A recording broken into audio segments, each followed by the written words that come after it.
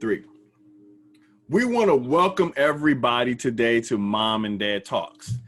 And today is a little bit different. Mom wants something a little bit light today, and I think we're going to try to make it light. But we're going to talk about here, basically, how do you know when you're in a lost moment? And everybody gets into a lost moment. They don't know what to do, right?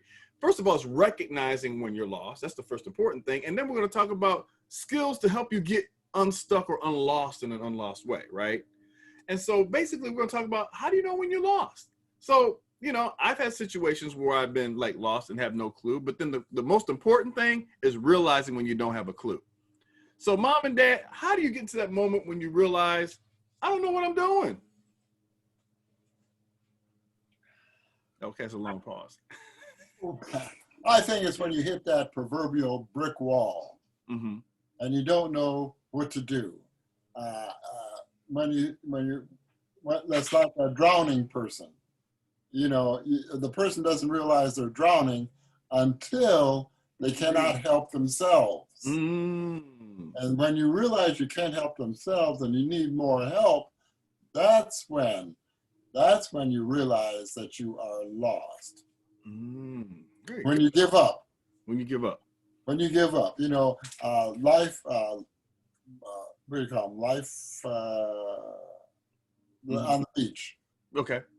The lifeguard. Okay, got you. When they see a person drowning, they don't jump right on in to save them, because that drowning person will grab them and pull them under also. Yes. It's only when that drowning person has given up, then they can go in and save that drowning person.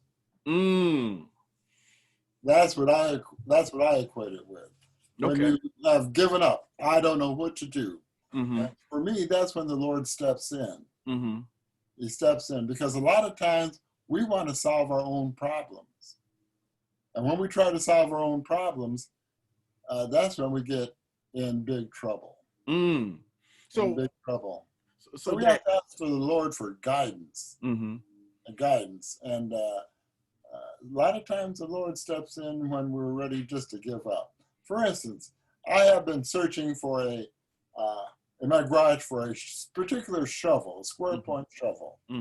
And I just couldn't find it. I said, Lord help me, just couldn't find it. Looked all over, looked in the yard, thinking, then finally said, well, maybe somebody stole my shovel.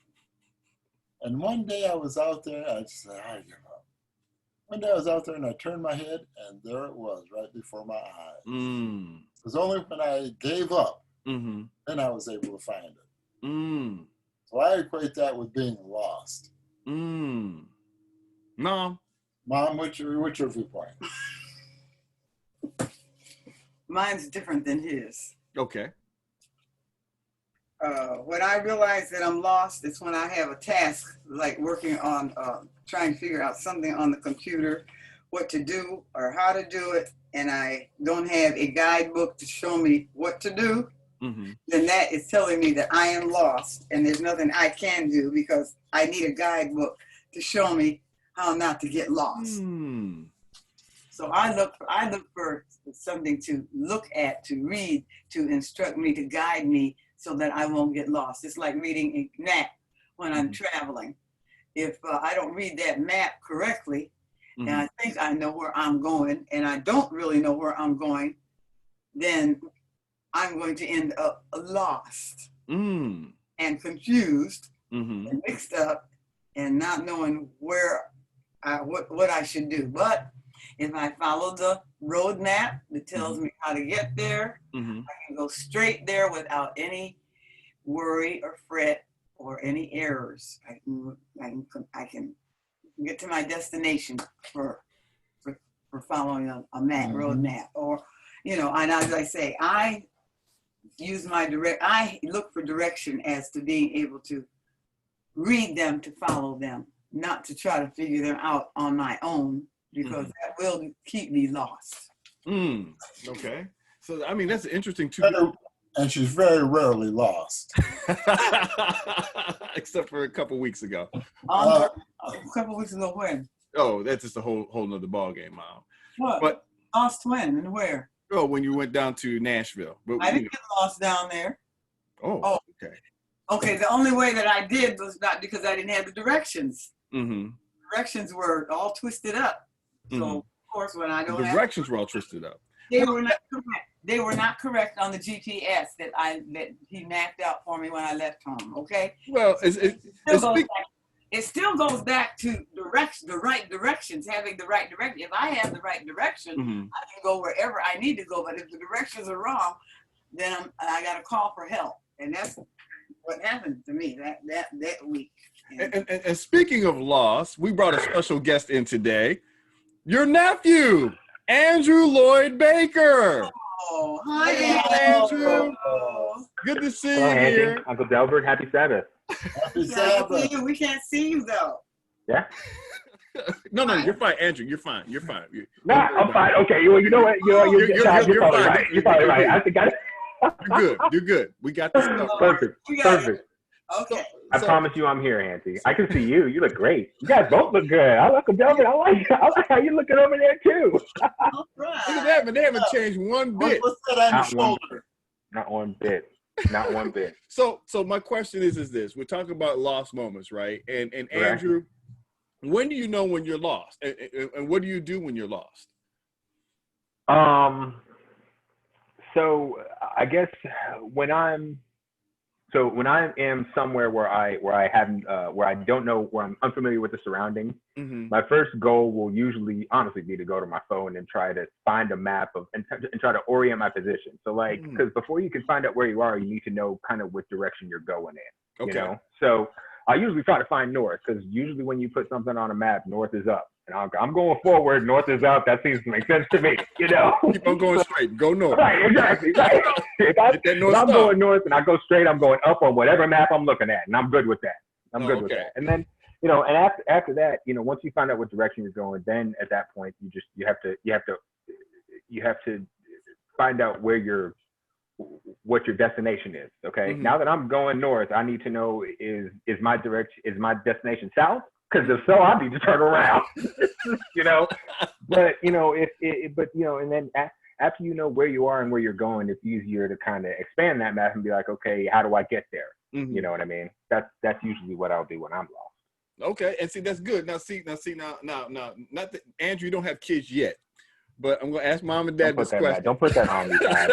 Don't put that on me, Todd. And by the way, well, I won't say that because I think you're dating, but let's not talk about that. It's not that. We'll talk about that off the air. Yeah, we'll talk about it off the air. So, mom and dad, quick question here. In parenting, there's times when a parent is lost, right? First of all, how do you know when you're like, I have no clue what to do with this child? And what do you guys do at that particular point? Help our audience out today. Give us an idea. First of all, I have to determine the relationship I have with my child. Is he the type of child who wants to go his own direction and do his own thing, or is he workable for me to teach him what I feel like I'm guided to teach him? And I have to stay on track of child guidance that we have, the book that tells us and gives us guidelines as to how to raise our children and be consistent with what we're teaching them. Consistency is the best policy that I know in the right direction. We can't be wishy-washy. We can't be this one way this way and the one way that way, because that will get the child mixed up and he won't know what direction. So I think that in parenting, being consistent with the direction that is correct, that you know is correct, that he will follow you if you guide him in the right direction. Dad, what's your thoughts? My thought is you have to know your child. Some children are easy to lead. They'll take advice. Some children will not take advice. They have to learn the hard way. Like Aretha Franklin sings a song, "A hard head makes a soft Rudy Tooty." So sometimes children have to learn the hard way. And once they hit that hard way, then they're ready to listen. Is that right? you gonna pick up your cousin like that? But you know, and no, you they're know, picking on children. You know, I'm no longer a child. So. Yeah, you're a grown man now, man. You're a grown man. Right. I'll pay bills now, so I think that makes me an adult. So. Welcome to the world of adults. Thank you. Right. I'm glad to be here. Glad to be here. Well, I'm glad you're here. But you know, I think this poses a great question here, is because a lot of times, first of all, you got to recognize when something's not working, and then we got several techniques that we have. Right. One is to pause and kind of look around you and make a reassessment of what you have, and then re-engage and try to get back on track. Another one is, and you know, because Andrew, I think you're related to us here. Having a roadmap or a guide to help you get out of the map or the problem you have, right? And I think they all have significant values, right? Because if I have something to guide me, whether it's the Bible or whether it's a book or whether it's something to help me get out or unstuck myself after I find out I'm lost, that's one method, right? But if I don't have that, I got to have inspiration, and I got to sit back and I got to pull from that source to kind of get a reassessment. So I think that's great techniques that you have today and stuff like that. So, you know, the main thing we're talking about today is, and everybody, before we close here, is recognizing when you're lost, and then recognizing how to get yourself unlost, or problem solving is what we're really talking about today. Right. Yeah. You know, because nobody has all the answers, and there's times when I have no clue what I'm doing, and you know. Seriously. That's a lot of us. That's a lot of us today, John. Yeah. You know, I don't know what I want to be when I grow up. I mean, come on, who does? I mean, Mom and Dad, you knew you're gonna be a teacher. You knew you're gonna work at the DMV. I still have no clue. Andrew, trying to figure it out, man. So, you know, we got to kind of say, okay, God, what you want to have us to do and stuff. So that's where the inspiration comes by. You see what I'm saying? So that's true. Any closing thoughts before we close up today? I think it was a great discussion today. Andrew, thank you for popping in. That's my cousin. Yeah, no problem. No problem. I don't mind sacrificing. I don't mind sacrificing a little bit of my Sabbath for family. I mean, you know, we need to do that more often now, especially with how, you know, everything that's going on. So thank you for having me. No, anytime, cuz. Yes, he's a good-looking brother, by the way. Watch out. Give his number afterward. Just contest in the comments, and I'll get I don't know how big your audience is here, Chad. Let's not start. I'm just messing. Mom and Dad, any last thoughts before we close today? My last thought is the best roadmap is the Bible. Agreed. Because the Bible is the best roadmap in the world. It'll lead us to the place we want to go, and that's living with Jesus, an everlasting life. And my favorite text is, as we're talking about raising children, is train up a child in the way he should go, and when he's old, he will not depart from it. That's the reason why I say, when we are training our children, let's train them in a way that is the straight and narrow way according to the Word of God. Right. Yeah. Well, like I said, everybody, thank you very much. I don't know what happened to our chat piece here because, okay, here we go. I'm going to stop recording here. So anyway, thank you, everybody, for coming Mom and Dad Talks today. Andrew, thank you, cuz, for coming in with us today with the Mom and Dad Talks. No problem. All right. No problem. I love these things. I'm glad to be a part of it. And I'm looking at your closet. Okay. What do you think? Are we off now? No.